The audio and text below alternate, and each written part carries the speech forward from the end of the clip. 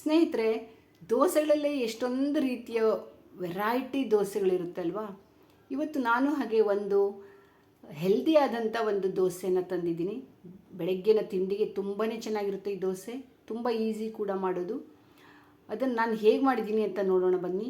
ನೀವು ಚಟ್ನಿ ಜೊತೆ ಅಥವಾ ಯಾವುದ್ರ ಜೊತೆ ಬೇಕಾದರೂ ಹಚ್ಕೊಂಡು ತಿನ್ಬೋದು. Hi friends, welcome back to my channel. Friends, ನಾನಿಲ್ಲಿ 4 ಲೋಟ ಅಕ್ಕಿಯನ್ನು ನಾನು ನೆನೆಸ್ಕೊಂಡಿದ್ದೀನಿ. ಒಂದು ಮಧ್ಯಾಹ್ನ 3 ಗಂಟೆಗೆ ನೆನೆಸಿದರೆ ರಾತ್ರಿ ರುಬ್ಬಬೇಕಾಗುತ್ತೆ. ಒಂದು 4ರಿಂದ 5 ತಾಸಾದರೂ ನೆನೆಸ್ಕೋಬೇಕಾಗುತ್ತೆ. ಅದು ಎಲ್ರಿಗೂ ಗೊತ್ತಿದ್ದಿದೆ. ಅದಾದ ನಂತರ ನಾನು ಒಂದು 4 ಸೌತೆಕಾಯಿನ ತೊಗೊಂಡಿದ್ದೀನಿ. ಸೌತೆಕಾಯಿ ಇಲ್ಲಾಂದರೆ ಒಂದು ಮಂಗಳೂರು ಸೌತೆ ಅಂತ ಸಿಗುತ್ತೆ, ಅದಂತೂ ಇನ್ನೂ ಚೆನ್ನಾಗಿರುತ್ತೆ. ನಮಗಿಲ್ಲಿ ಸಿಗಲ್ಲ ಅಂತ ನಾನು ಸೌತೆಕಾಯಿ ತೊಗೊಂಡಿದ್ದೀನಿ.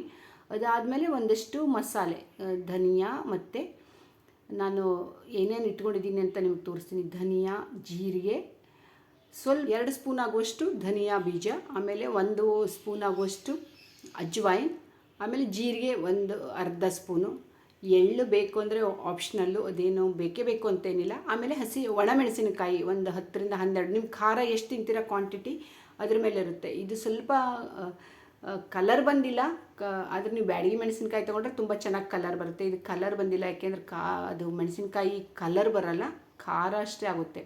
ಸೊ ಒಂದು 8-10 ಕಾಯಿ ತೊಗೊಂಡಿದ್ದೀನಿ, ಮೆಣಸಿನ್ಕಾಯಿ ತೊಗೊಂಡಿದ್ದೀನಿ. ಅದನ್ನೆಲ್ಲ ಚೆನ್ನಾಗಿ ರುಬ್ಬಿ ರಾತ್ರಿ ರುಬ್ಬಿಟ್ಕೊಬಿಡೋಣ. ರಾತ್ರಿ ನೀವು 9ರಿಂದ 10 ಗಂಟೆಗೆ ರುಬ್ಬಿಟ್ಕೊಂಡ್ರೆ ಬೆಳಗ್ಗೆ ದೋಸೆ ಮಾಡೋಕ್ಕೆ ಚೆನ್ನಾಗಿರುತ್ತೆ. ನಾನು ಜಾಸ್ತಿ ಹೊತ್ತು ರುಬ್ಬಿಟ್ಕೊಂಡಿಲ್ಲ. ನಾನು ಏನು ಮಾಡಿದ್ದೆ ಅಂದರೆ ಬೆಳಗ್ಗೆನೇ ರುಬ್ಬಿಕೊಂಡು ಒಂದು 1 ಅವರ್ ಬಿಟ್ಟು ನಾನು ದೋಸೆ ಮಾಡಿದ್ದೆ. ಸೊ ಸ್ವಲ್ಪ ಸೋಡಾನ ಹಾಕ್ತಾಯಿದ್ದೀನಿ. ಸೋಡಾ ಹಾಕೋಂಥದ್ದು ಬರಲ್ಲ, ಯಾಕೆಂದರೆ ನಾವು ರಾತ್ರಿ ರುಬ್ಬಿಟ್ಕೊಬಿಟ್ರೆ ಬೆಳಗ್ಗೆನೇ ದೋಸೆ ಮಾಡ್ತೀವಿ ಅಂದರೆ ಸೋಡಾ ಬೇಕಾಗಲ್ಲ. ನಾನೇನು ಮಾಡಿದೆ, 1 ಅವರ್ ಮೊದಲೇ ರುಬ್ಬಿಟ್ಕೊಂಡೆ. ಸೊ ನನಗೆ ಸ್ವಲ್ಪ ಸೋಡಾ ಹಾಕಬೇಕಾಯಿತು. ನೀವು ಸೋಡಾ ಹಾಕಲ್ಲ ಅಂದ್ರೆ ಹಾಕಬೇಡಿ. ನಾನು ಯಾವಾಗಲೂ ಸೋಡಾ ಹಾಕಲ್ಲ. ರಾತ್ರಿ ರುಬ್ಬಿಟ್ಕೊಂಡ್ರೆ ಸೆಕೆಗಾಲದಲ್ಲೆಲ್ಲ ಸೋಡಾ ಅಂತೂ ಬೇಕೇ ಆಗಲ್ಲ. ಇನ್ನು ಚಳಿಗಾಲದಲ್ಲಿ ಸ್ವಲ್ಪ ಸೋಡಾ ಹಾಕಬೇಕಾಗುತ್ತೆ. ಇದು ಸ್ವಲ್ಪ ಚಳಿಗಾಲನೂ ಇತ್ತು, ಸೊ ನಾನು ಸ್ವಲ್ಪ ಸೋಡಾ ಹಾಕಿದ್ದೀನಿ. ಅದಾದಮೇಲೆ ನೋಡಿ, ನಾನು ಒಂದು ಸ್ವಲ್ಪ ಶುಂಠಿ, ನೀವು ಶುಂಠಿನ ರುಬ್ಬುವಾಗಲೂ ಹಾಕ್ಕೋಬೋದು.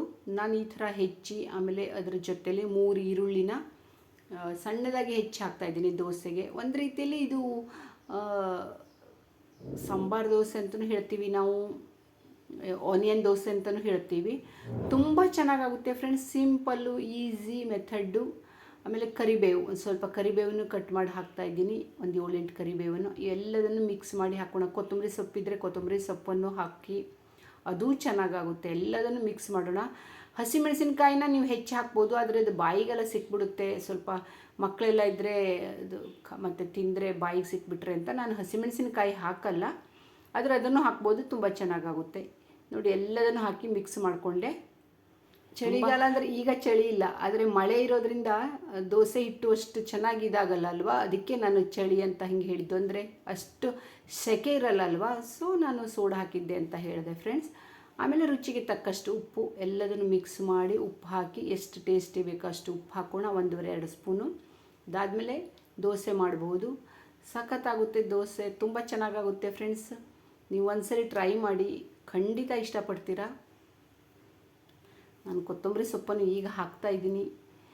ಎಲ್ಲದನ್ನು ಹಾಕಿ ಮಿಕ್ಸ್ ಮಾಡಿ ದೋಸೆ ಮಾಡ್ತಾಯಿದ್ದೀನಿ. ಕಬ್ಬಿಣದ ತವ, ನೀವು ಯಾವ ತವದ ಮೇಲೆ ದೋಸೆ ಮಾಡ್ತೀರಾ, ನಾನ್ ಸ್ಟಿಕ್ಕಲ್ಲಿ ಮಾಡ್ತೀರಾ ಅಂದರೆ ನಾನ್ ಸ್ಟಿಕ್ಕಿಗೆ ಎಣ್ಣೆ ಎಲ್ಲ ಹಾಕ್ದೇ ಮಾಡ್ಕೊಬೋದು. ಇದು ಕಬ್ಬಿಣದ ತವ, ಸೊ ನಾನು ಕಬ್ಬಿಣದ ತವದಲ್ಲಿ ಎಣ್ಣೆ ಮೊದಲು ಅಪ್ಲೈ ಮಾಡಿಕೊಂಡು ಆಮೇಲೆ ದೋಸೆ ಈಗ ಹಾಕ್ತಾಯಿದ್ದೀನಿ. ತುಂಬ ಚೆನ್ನಾಗಿ ಬರುತ್ತೆ ಫ್ರೆಂಡ್ಸ್. ಫಸ್ಟಿನ ದೋಸೆ ಸ್ವಲ್ಪ ಅಷ್ಟು ನೀಟಾಗಿ ಬರೋಲ್ಲ, ಆಮೇಲೆ ಸೆಕೆಂಡ್ ದೋಸೆ ಅಂತೂ ಎಷ್ಟು ಚೆನ್ನಾಗಿ ಬರುತ್ತೆ ಗೊತ್ತಾ. ಕಲರ್ ನೋಡಿ, ಅದು ಸೌತೆಕಾಯಿ ಸಿಪ್ಪೆ ಹಾಕಿರೋದ್ರಿಂದ ಈ ಕಲರ್. ನೀವು ಸಿಪ್ಪೆ ತೆಗೆದು ಬೇಕಾದರೂ ಹಾಕ್ಕೋಬೋದು, ಆವಾಗ ಈ ಒಂಥರ ಯೆಲ್ಲೋ ಕಲರ್ ಬರಲ್ಲ.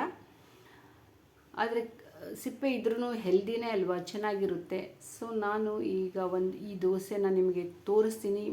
2-3 ಖಂಡಿತ ನೀವು 2-3 ದೋಸೆ ತಿಂತೀರ, ಅಷ್ಟು ಚೆನ್ನಾಗಿರುತ್ತೆ ಫ್ರೆಂಡ್ಸ್. ಅದಕ್ಕೆಲ್ಲ ಈ ಮಸಾಲೆ ಹಾಕಿರೋದ್ರಿಂದ ರುಚಿನೂ ತುಂಬ ಚೆನ್ನಾಗಿರುತ್ತೆ.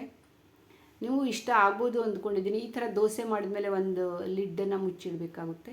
ನನಗನ್ನಿಸ್ತು ಸ್ವಲ್ಪ ನೀರು ಬೇಕೇನೋ, ಸ್ವಲ್ಪ ಗಟ್ಟಿಯಾಗಿದೆ ಹಿಟ್ಟು ಅಂತ ಅನ್ನಿಸ್ತು. ಸ್ವಲ್ಪ ನೀರು ಹಾಕಿ ಒಂದು ದೋಸೆ ಮಾಡಿದೆ. ನೋಡಿ, ಮೇಲಿಂದ ಚಟ್ನಿ ಪುಡಿನೂ ಈಗ ಹಾಕ್ತಾಯಿದ್ದೀನಿ. ಆಯಿಲು, ಚಟ್ನಿ ಪುಡಿ ಎಲ್ಲ ಹಾಕಿ ದೋಸೆ ಮಾಡಿದರೆ ಇದಕ್ಕೆ ನೀವು ಜೊತೆಲಿ ಚಟ್ನಿನೂ ಬೇಕಾಗಲ್ಲ. ಏನಾದರೂ ಬೆಣ್ಣೆ, ಇದಕ್ಕೆ ಬೆಣ್ಣೆನೇ ಇಷ್ಟ. ನಮ್ಮ ಕಡೆ ಎಲ್ಲ ಬೆಣ್ಣೆನೇ ಹಾಕ್ಕೊಂಡು ತಿಂತಾರೆ, ತುಪ್ಪ ಬೆಣ್ಣೆ. ಇಲ್ಲ ನೀವು ಕಾಯಿ ಚಟ್ನಿ ಮಾಡ್ಬೋದು, ಯಾವುದೇ ಚಟ್ನಿ ಬೇಕಾದರೂ ಮಾಡ್ಬೋದು. ಎಷ್ಟು ಚೆನ್ನಾಗಾಗಿದೆ ನೋಡಿ ದೋಸೆ. ಕ್ರಿಸ್ಪಿಯಾಗೂ ಬಂದಿದೆ, ಒಳ್ಳೆ ಕಲರ್ ಆಗಿ ಚೆನ್ನಾಗಿ ಬಂದಿದೆ. ನಿಮಗೂ ಇಷ್ಟ ಆಯಿತು ಅಂದ್ಕೊಂಡಿದ್ದೀನಿ. ಇಷ್ಟ ಆದರೆ ಒಂದು ಸರಿ ಮಾಡಿ ನೋಡಿ, ಟ್ರೈ ಮಾಡಿ. ನಾನು ಪುದೀನ ಚಟ್ನಿ ಮಾಡಿದ್ದೆ, ಅದ್ರ ಜೊತೆ ಸರ್ವ್ ಮಾಡ್ತಾಯಿದ್ದೀನಿ. ಯಾವ ಚಟ್ನಿ ಬೇಕಾದರೂ ನಾವು ಹಾಕ್ಬೋದು. ಹೇಗೆ ಅನ್ನಿಸ್ತು ಅಂತ ಹೇಳಿ ಫ್ರೆಂಡ್ಸ್. ಇಷ್ಟ ಆದರೆ ಲೈಕ್ ಮಾಡಿ, ಕಾಮೆಂಟ್ ಮಾಡಿ. ಫಸ್ಟ್ ಟೈಮ್ ನನ್ನ ಚಾನಲಿಗೆ ಬಂದಿದ್ದಿದ್ರೆ ಸಬ್ಸ್ಕ್ರೈಬ್ ಮಾಡ್ಕೊಂಡು ನೋಡಿ ಅಂತ ಹೇಳ್ತಾ ಈ ವಿಡಿಯೋನ ಎಂಡ್ ಮಾಡ್ತಾಯಿದ್ದೀನಿ. ನೋಡಿ ದೋಸೆ ಎಷ್ಟು ಚೆನ್ನಾಗಿ ಕ್ರಿಸ್ಪಿಯಾಗಿ ಬಂದಿದೆ ಅಲ್ವಾ. ಹೀಗೆ ಎಲ್ಲರೂ ತಿಂತಾರೆ ಮಾಡಿಕೊಟ್ರೆ. Thank you friends. ಮತ್ತೆ ಸಿಗೋಣ ಇನ್ನೊಂದು ವಿಡಿಯೋದೊಂದಿಗೆ.